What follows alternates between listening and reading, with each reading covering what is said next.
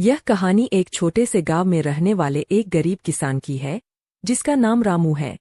रामू का पूरा परिवार कृषि पर आधारित था और उनकी मुख्य आय खेती से ही होती थी। वे एक छोटे से खेत में जैविक खेती करते थे और उन्हें खेती में विशेष रुचि थी।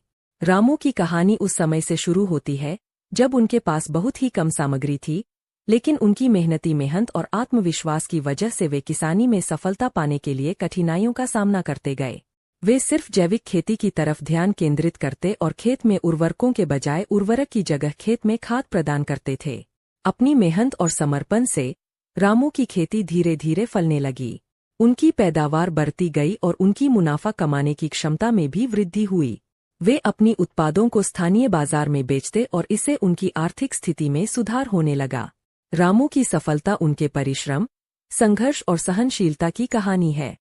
उन्होंने कभी हार नहीं मानी और हमेशा आगे बढ़ने का प्रयास किया। उनकी कहानी गांव के लोगों के लिए प्रेरणास्रोत बनी और उन्होंने दिखाया कि छोटे सपनों को हकीकत में बदलने का सबसे महत्वपूर्ण कदम है मेहनत और संघर्ष।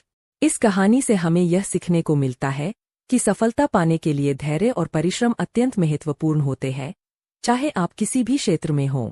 रामू की तरह हमें भी अपने लक्ष्यों के प्रति पक्षपात नहीं करना चाहिए और निरंतर प्रयास करते रहना चाहिए, चाहे समस्याएं कितनी भी कठिन क्यों न हों।